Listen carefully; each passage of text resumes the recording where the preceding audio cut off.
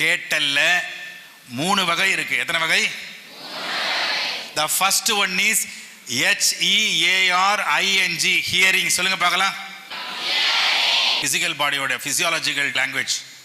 ரெண்டாவது கேட்டல் LISTENING, என்னது? மூணாவதா ஒரு ஹியரிங் இருக்குடா கண்ணு, ஒரு கேட்டல். அது மட்டும் இப்போ உங்களுக்கு கிடைச்சிருச்சுன்னா டீச்சர் கிளாஸ் எடுக்கும்போது உங்கள் கவனம் இப்படி போகாது 1-to-1 கனெக்ஷனில் இருப்பீங்க. அப்படியே டீச்சர் உள்ளே போய் உட்காந்துட்டாங்கன்னா அந்த டீச்சரையே கூட்டிகிட்டு போய் நீங்கள் எக்ஸாம் எழுதுனீங்கன்னா நீங்கள் தானே டாப்பராக வருவீங்க. மூணாவது கேட்டல் ஸ்பெல்லிங் மட்டும் நான் சொல்லுவேன், நீங்கள் சத்தமாக சொல்லிட்டே வாங்க.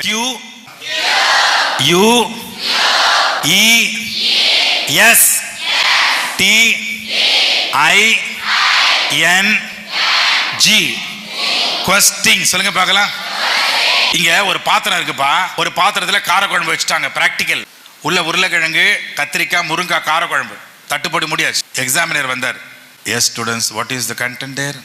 Sir it's a karakuzhambu sir, put 5 marks. What is inside? Open பண்ணான், எட்டி பார்த்தான். Sir nothing is seen sir. You take that apparatus man, stir it. What is apparatus called? குழம்பை கலரத்துக்கு என்ன apparatus? கரண்டி. Take the karandi and clarify. உள்ள கலர்னா sir urulaikizhangu is there sir, put 5 marks.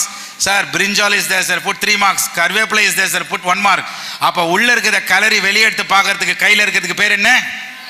கரண்டி. உள்ள கெமிஸ்ட்ரி டீச்சர் வந்துட்டாங்களா, பிசிக்ஸ் டீச்சர் வந்துட்டாங்களா, கம்ப்யூட்டர் அப்ளிகேஷன் டீச்சர் வந்துட்டாங்களா அப்படின்னு உள்ள இருக்கிற டீச்சரை கரண்டி போட்டு வெளியே எடுக்கிறதுக்கு பேர் தாண்டா கொஸ்டின்னு பேரிடா செல்லம். இன்னொரு விஷயம் சொல்றேன் பாருங்க. கற்றல் எது வழியா நடக்குது?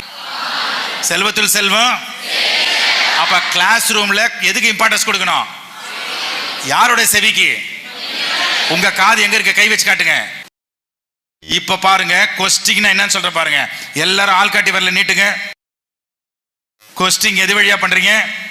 அப்படியே இங்க வைங்க, இந்த முனையில இங்க இருந்து தடவிட்டே வாங்க. அப்படியே மெதுவா அப்படியே வாங்க. அப்படி இறங்குது பாருங்க, இறங்கி வளைதான். மறுபடியும் வாங்க, அப்படியே வளைஞ்ச ஒரு புள்ளி வைங்க.